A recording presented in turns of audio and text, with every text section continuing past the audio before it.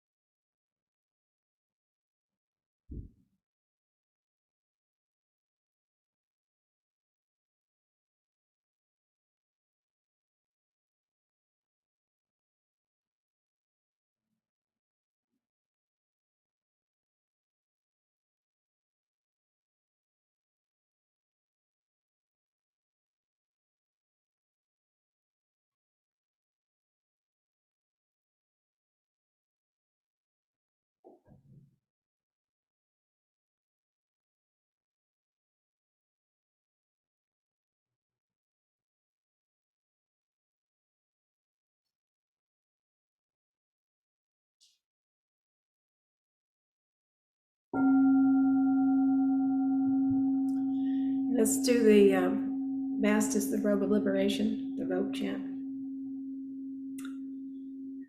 Vast is the robe of liberation, a formless field of benefaction. Wearing the universal teaching, I realize the one true nature, thus harmonizing all being. Vast is the robe of liberation, a formless field of benefaction. Wearing the universal teaching, I realize the one true nature, thus harmonizing all being. Vast is the robe of liberation, a formless field of benefaction. Wearing the universal teaching, I realize the one true nature, thus harmonizing all being.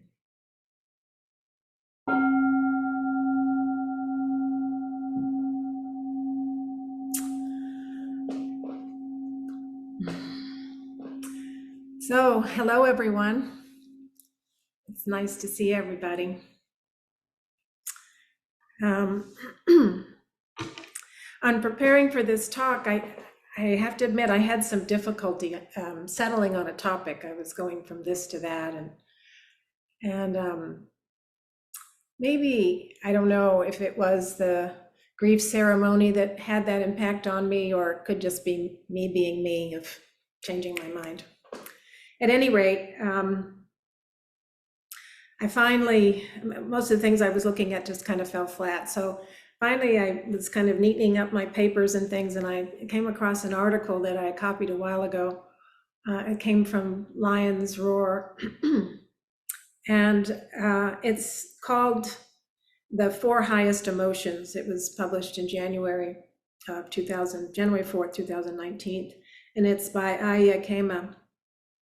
Obviously, it's talking about the Brahma Viharas. And so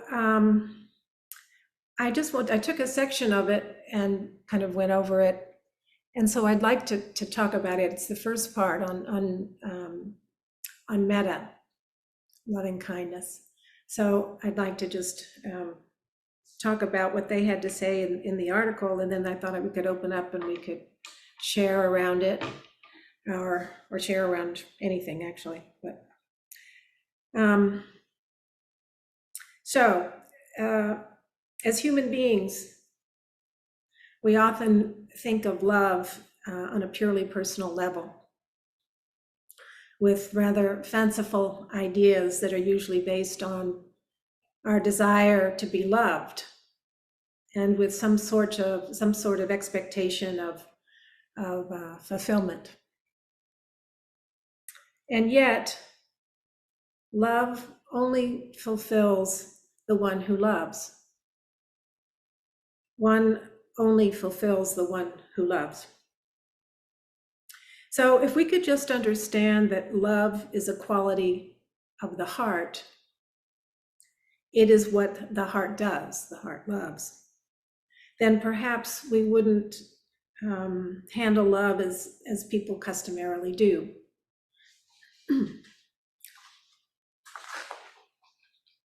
Generally, we divide our heart into different compartments and different sections. And one section may be the lovable, another one will be neutral, and another one will be the unlovable.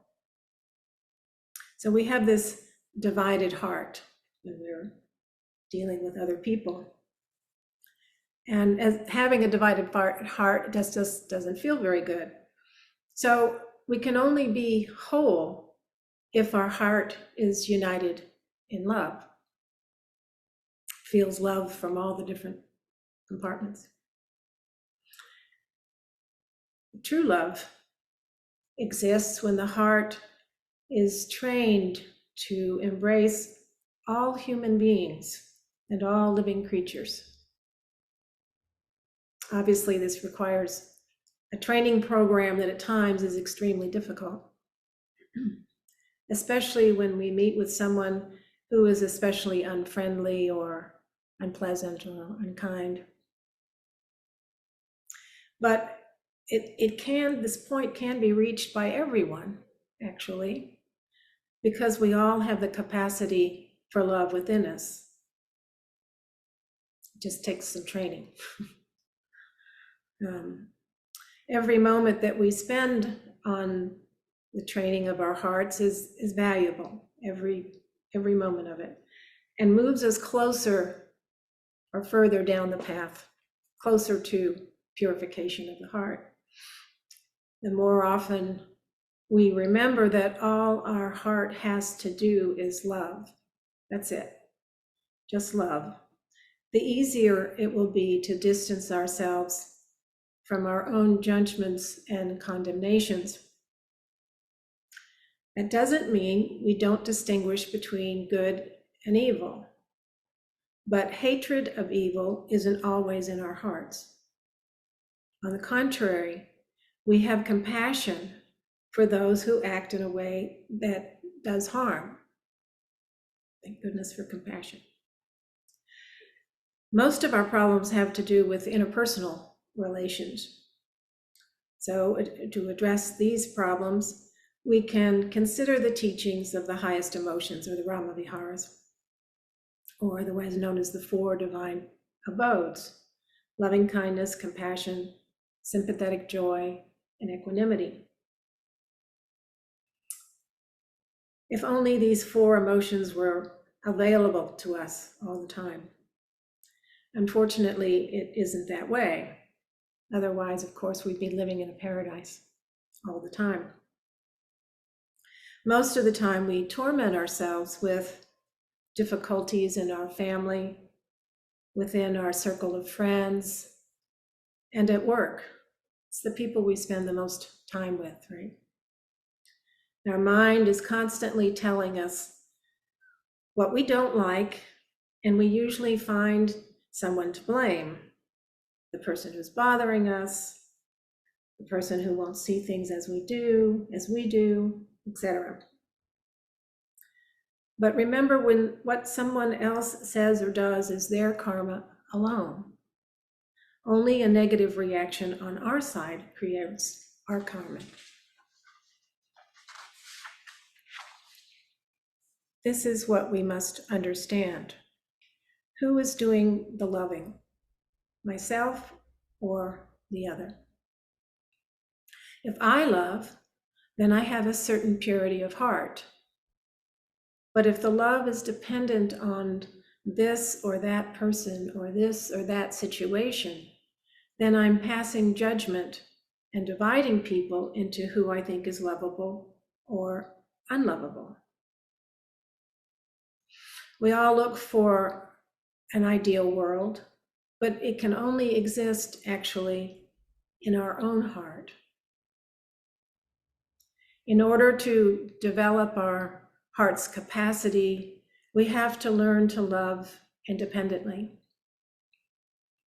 We have to increasingly purify our heart, liberating it from negativity and filling it with more and more love.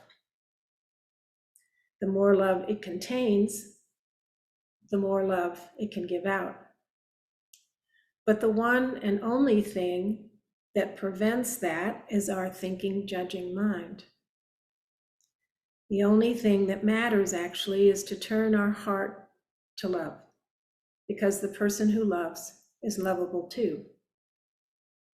But if we love because we want to be endearing, we fall into the error of expecting results for our efforts.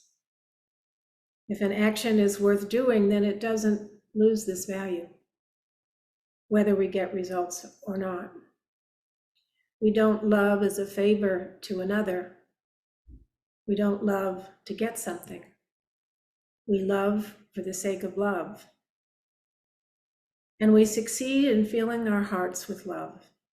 The fuller it gets, the less the room for negatives are.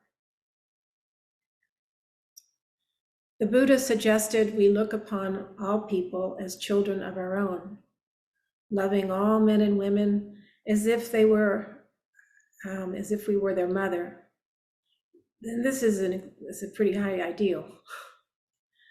But every step toward that goal helps to purify our hearts. The Buddha also explained that it is quite possible that we already are mothers to all men and women. If we keep this fact in front of us all the time, it will be much easier to get along with others, even those who do not strike us as lovable. If we observe ourselves very carefully, and that's the point of mindfulness, we will find that we are not 100% lovable,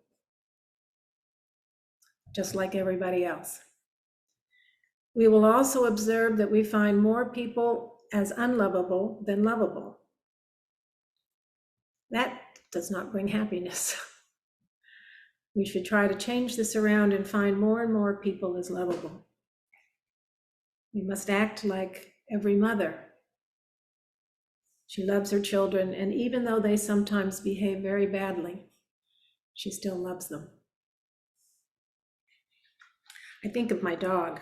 This is kind of an aside, but my dog is very naughty sometimes, very extremely naughty. But it just makes me laugh, you know? What would it be like if we loved other people that way? Anyway, we can recognize this as a way of practice. So the Buddha called this kind of love metta, and it's not the same as what we generally call love. Oftentimes, what we're calling love is actually craving or wanting to have. And it's often interpreted as love for us because the entire world revolves around wanting to have, grasping, and so forth. So we interpret it as love. However, it is not love, because love is the will to give. So in this article, they're talking about, I've seen it several places, they talk about the far enemies of the Brahmaviharas and the near enemies. So in terms of love, the far enemy of love is hatred. And the near enemy is clinging. Clinging is where we're not standing on our own 2 feet and giving love. We're holding on to someone. The person who is the object of clinging might just want to get rid of this clinger, as it can often feel like a burden. And so comes the surprise that the love affair isn't working. It looks like real love, but the difference is the possessiveness that marks clinging. And over, possessiveness brings end to love. True, pure love means that we can pass love on and give it away from the heart without evaluation. Here we have to be on the lookout, excuse me, for the negativity within us. We're always searching for its causes, the causes of negativity and we're looking outside ourselves. But they're not there.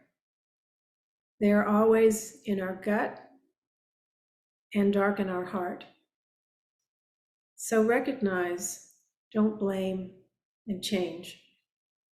We must keep replacing the negative with the positive. When there is no one there to whom we can give love, it doesn't mean that no love exists. The love that fills one's own heart is the foundation of self-confidence and security, which helps us not to be afraid of anyone. This fear is traced back to our not being sure of our own reactions. If we meet someone who hasn't any good feelings to bring our way, then we already fear a corresponding reaction on our side, and so we prefer to avoid such situations in advance. But if the heart is full of love, then nothing will happen to us because our reaction will be completely loving. Anxiety becomes unnecessary when we've realized that everyone is the creator of his or her karma. This feeling of love, which is aimed not at only one person, but forms the basis for our whole interior life, is an important aid in meditation because only through it is real devotion possible. So this is the full topic on love, and it goes through the rest of the Brahma Viharas, but I decided just to stick with love, just to start with that, that's enough. So in kind of summation of this, we need to understand that the judge in our own heart creates nothing but conflict. If we really want peace, then we have to develop love and compassion in our heart. That we need to be aware of negativity and clinging and just keep opening our heart, knowing that our karma stems from our actions and words and that it is the same for others. So if you'd like to discuss anything in that or have some other questions, please feel free to raise your hand.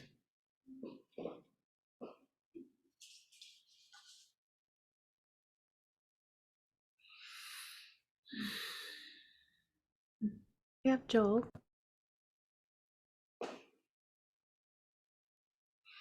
Hi, Joel. Hi, Laurie. First, I want to say thank you for what you and Robin did yesterday to organize the ceremony. It met a great need. Thank you so much for that. And I have what I want to say was I'm reminded of a series of jokes that I've seen on the internet. The joke is that dad says he doesn't want a dog, but then there's videos showing him playing with the dog, and really in a very loving interaction.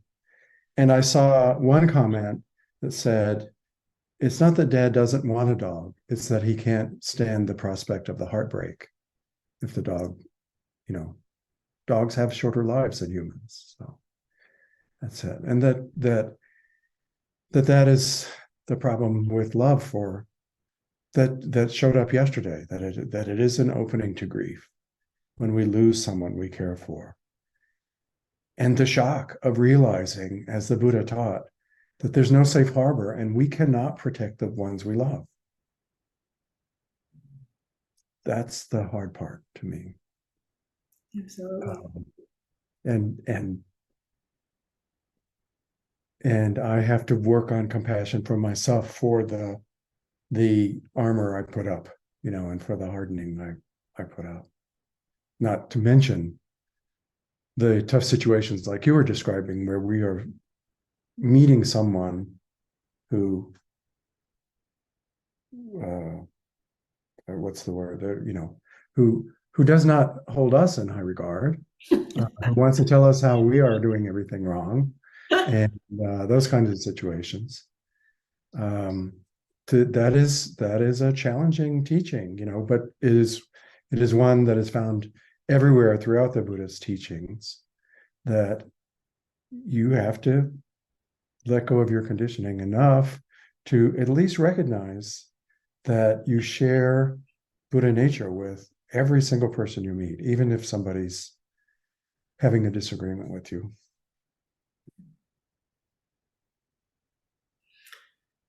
Yeah. I mean, there's no getting around grief if you love. It's just part of the deal.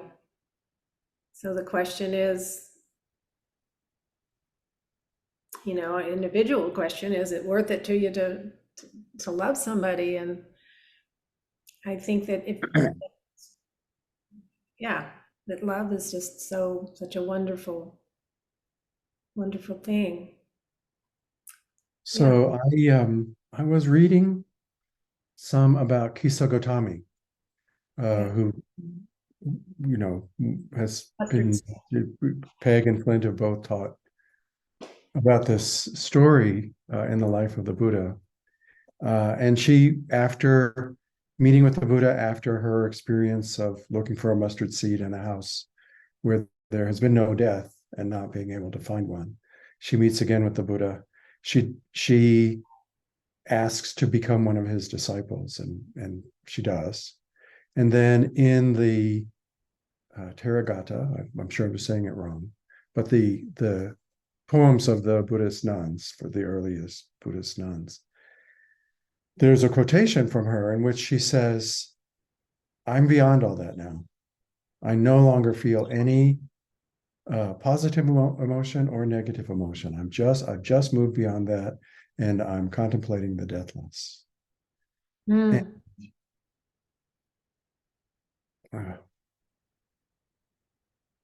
what is moving to me, and what I want from that story is connection that can withstand grief, not a putting aside of grief, not an exile of those feelings. Oh yeah. Is that possible? Is it possible to do what I'm asking for? To put aside your feelings of grief. No, but to be able to proceed without being overwhelmed. Well, that's another thing, I think you can have grief and not necessarily be overwhelmed. You may, and even if you have periods of overwhelm, it's not constant. Grief is never one thing that lasts the same forever. Everything changes, right? So certain periods are certainly worse than others. And I don't want to say grief is good, but there are some positive things about it, I think, in the sense of when you grieve so much over someone, and I don't know, the conclusion I gave to when my sister-in-law died, or when my dad died, if I didn't already know it, it was very clear to me that the amount that I grieved over him, and it was a year of solid crying, crying every day. And I thought, when is this ever going to end? But I also realized that I was crying so much because of how much I loved him, and there's something in that that's reassuring,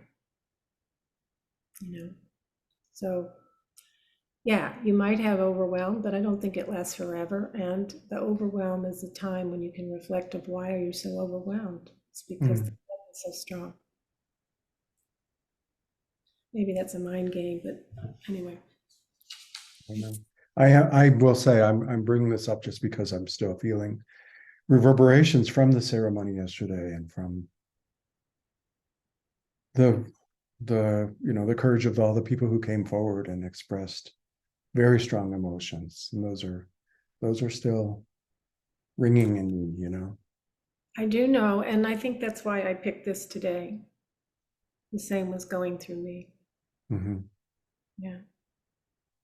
Thank you for the teaching, Laurie. Yeah.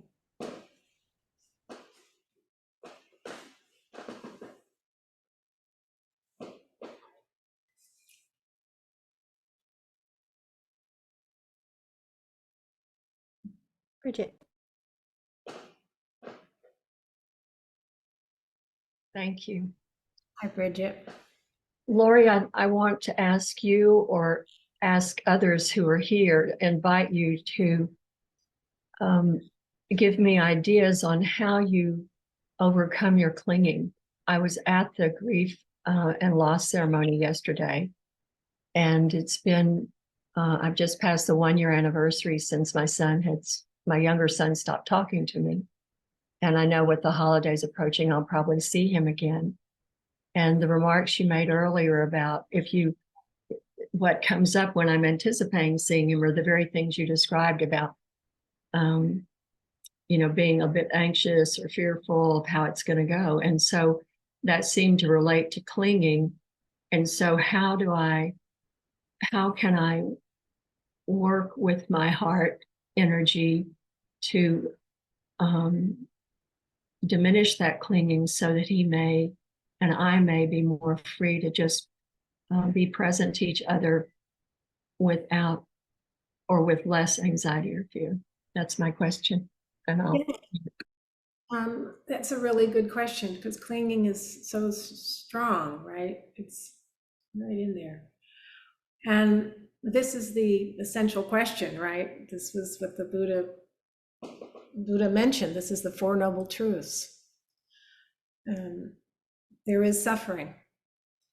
And there is, what we need to do is look at our suffering. Look at our suffering. If you follow the Four Noble Truths, it's kind of a Theravadan approach, but we look at our suffering and really try to understand what exactly are we suffering about? What are we craving? There's a craving going on there. There's something that we really, really want. And if one spends enough time in meditation with this, just sitting with it, what is this craving really about? What is it exactly about? And it will arise what that craving is about. And then you need to figure out, okay, so the craving is this. I'll give you an example. I did a process like this with my mother because we've been at odds a lot of times. And so I spent a lot of time saying, what is my suffering? And I finally realized that I thought it was because she didn't see me and so forth. And that's true. I was suffering that. But I was also suffering, I wanted her to be different. I wanted her to be who I wanted her to be. And once I realized that, I knew that I had to let go of that, because you're expecting someone to be something they aren't. You know, that was my situation. I'm not saying that that's the situation you have, but that's the process that I went through. And then once I said, oh, okay, I've always thought my complaint was with her, that she was the problem. But the problem was actually mine, in the sense that I was creating suffering for myself, requiring her to be something she couldn't be, you know? And so once that came out of it, I said, oh, okay. Okay. So now I can approach this in a very different way. I gotta let her be who she is. It's not, real, in this case, it wasn't like real true love to not let her be who she is, even though it's difficult. You know what I mean? So that was my big aha moment. And then I just went through each of them. And so where's the cessation? Cessation is letting her be who she is. So if you work through them like that, and just, like I say, in meditation, and really focus on it. So that's one way. And I found that to be fruitful for me. Another way is that suffering that you hold is if you can create a big space, around yourself. Create space, a lot of space. And then put your son in that space. And he's not so huge. He's just a part. It's like you put a whole sky around you. Yeah, and that's your space. And your son is there, but he's not the sky. He's one element there. And hold him in that.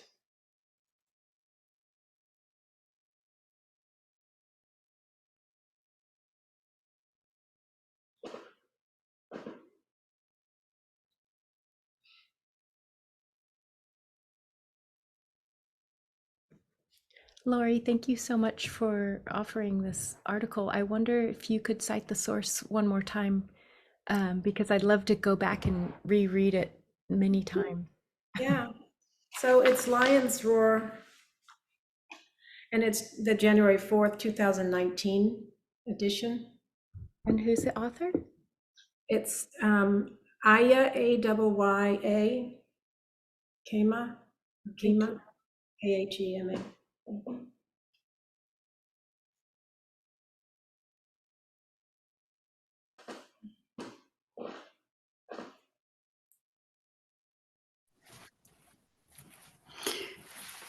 Laurie, one of the things you said, for some reason, stuck, and I don't think I fully understand it yet. I'm wondering if you can talk about it. You said love only fulfills the one who loves. Yeah, it just means That's that, really interesting yeah. statement. My understanding of that is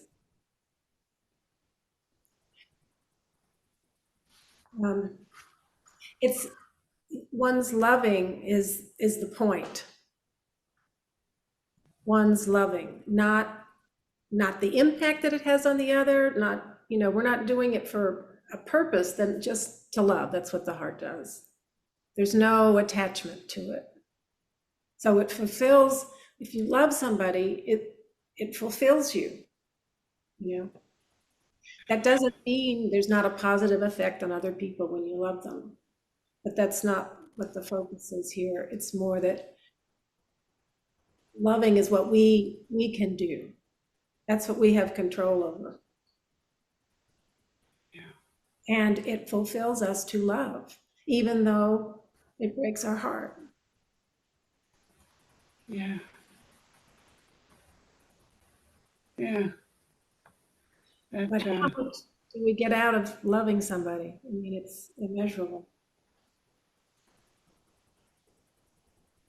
yeah, that one really struck me, and that makes a lot of sense the way you are explaining that, and helps give a few ideas of what's not love, when we're expecting a result, or yeah, the other might be there too. I notice in my own life, I I know that there is a real, say, love for my son, and there's also sometimes, uh,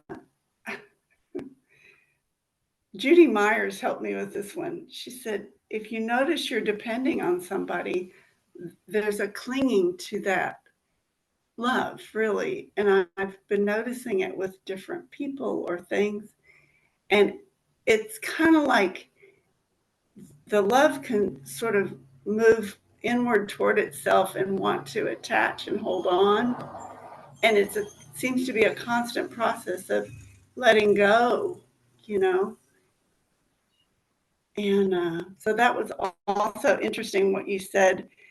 Um, the near enemy of love is clinging, because it can really get in the way. Absolutely. Yeah. Because So, when one is clinging, it's about them. It's about the person who's clinging. It's about their need, not about love for the person. That doesn't mean you don't love them, but it's about their need, their insecurities or whatever. And yeah. that can be a problem. People don't want to be clung to. Uh-uh.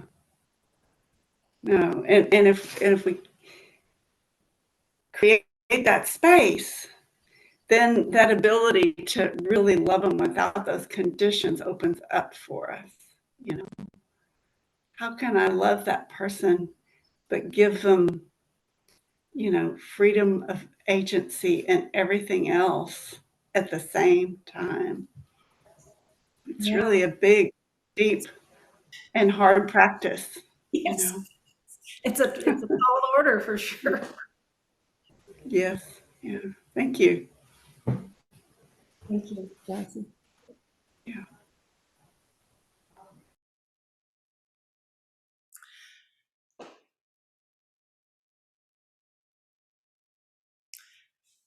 Well, if there's no one else, we can go on to doing the 4 practice principles.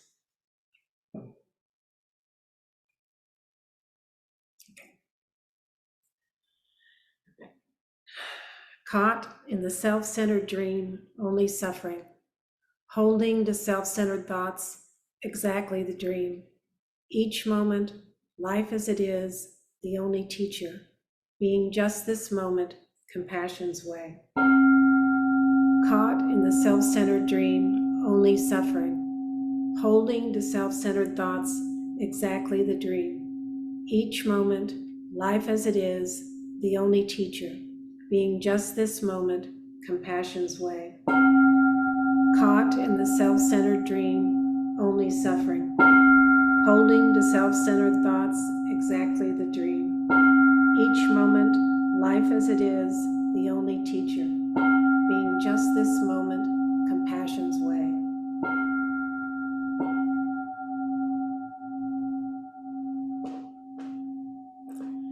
Thank you all very much. See you next time.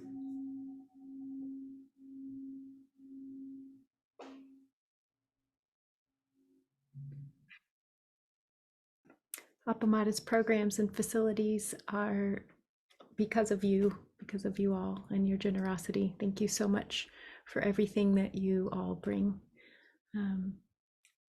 Contributions can be made on the website, as I'm sure most of you know already. And please stick around if you are able to and have a conversation with Maria. Maria, is that right?